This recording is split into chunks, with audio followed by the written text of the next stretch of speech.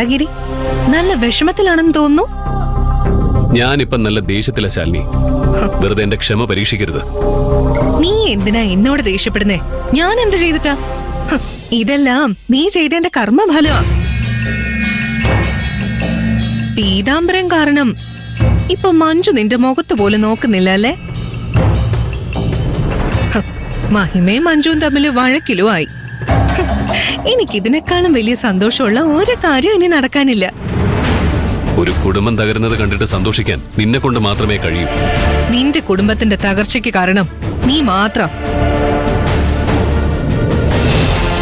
പോലീസിനോട് ഇത്രയും ശത്രുതയുള്ള നീ ഒരു പോലീസുകാരിയെ കല്യാണം കഴിച്ച് വീട്ടിൽ കയറ്റിയതോടെയാ എല്ലാ പ്രശ്നങ്ങളും തുടങ്ങിയത്. അവളുടെ അച്ഛന്റെ മരണത്തില് നിനക്ക് പങ്കുണ്ടായിരുന്നിട്ടും നീ അവളെ കല്യാണം കഴിച്ച് കുടുംബത്തിന്റെ ഭാഗമാക്കാൻ ശ്രമിച്ചതാണ് അടുത്ത വലിയ തെറ്റ്. മാധവന്റെ മരണത്തെക്കുറിച്ച് ഞാനെങ്ങനെ അറിഞ്ഞുവെന്നായിരിക്കും. ഈ അടുത്ത് കുറ്റബോധം താങ്ങാൻ പറ്റാതെ മദ്യപിച്ചുകൊണ്ടിരുന്ന അച്ഛൻ എന്നോടെല്ലാം ഏറ്റു പറഞ്ഞു.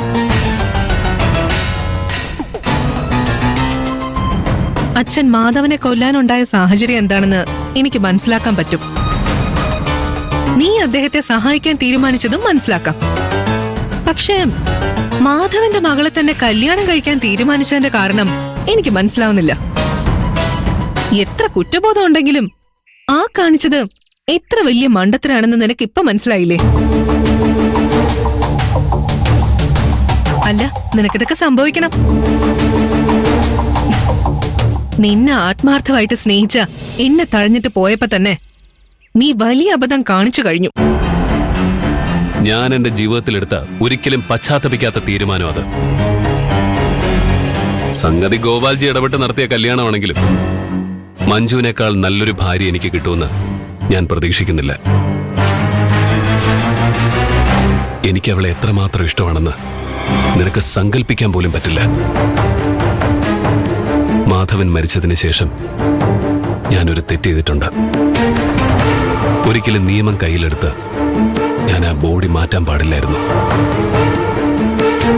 മഞ്ജു സ്വന്തം അച്ഛന്റെ കൊലപാതകം തെളിയിക്കാൻ ശ്രമിക്കുന്നതിൽ അത്ഭുതമൊന്നുമില്ലല്ലോ. അവൾ ആ കേസിനെ കുറിച്ച് അന്വേഷിക്കുന്നുണ്ടെന്ന് അറിഞ്ഞ അന്ന് മുതല് അവൾ എന്തെങ്കിലും സത്യം അറിയുന്നുള്ള ഉറപ്പോടെ തന്നെയാണ് ഞാൻ ജീവിച്ചത്. അവള് സത്യം കണ്ടുപിടിക്കുന്നതിൽ എനിക്കൊരു ബുദ്ധിമുട്ടുമില്ല. ചെയ്ത തെറ്റിന് ശിക്ഷ അനുഭവിക്കാൻ ഞാൻ തയ്യാറാണ്. അപ്പോ നിന്നെ വിശ്വസിച്ച എന്റെ അച്ഛനും ജയിലിൽ പോണമായിരിക്കും. വേണ്ട. എങ്ങാനും അന്വേഷണം നടത്തി പോലീസുകാർ എന്റെ അടുത്ത് എത്തുകയാണെങ്കിൽ മാധവനെ കൊന്നത് ഞാനാണെന്ന് കുറ്റസമ്മതം നടത്തിക്കൊള്ളാം. പിന്നെ വെറുതെ ഗോപാൽജി ശിക്ഷ അനുഭവിക്കേണ്ട കാര്യമില്ലല്ലോ. അപ്പോ നിന്റെ ഭാര്യയുടെയും കുഞ്ഞിന്റെ ഒക്കെ അവസ്ഥ എന്താവും? ഒരു കൊലയാളിയുടെ കുഞ്ഞായി ഈ സമൂഹത്തിൽ വളരുന്നത് വലിയ ബുദ്ധിമുട്ടാണെന്ന് എനിക്കറിയാം.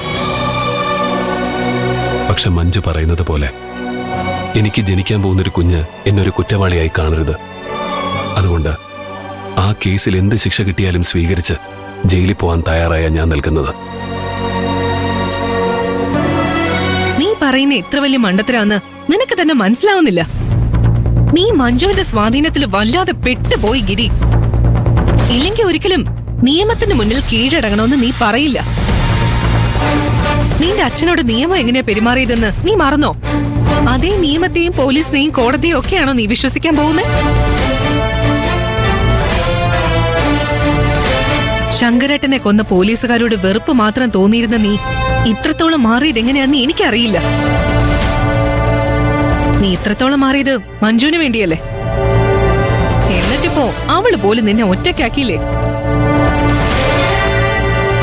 നിന്നെ ആത്മാർത്ഥമായി സ്നേഹിച്ച എന്നെ തഴഞ്ഞതു മുതല് നീ എടുത്ത എല്ലാ തീരുമാനങ്ങളും തെറ്റായിരുന്നുവെന്ന് കാലം തന്നെ തെളിയിക്കും.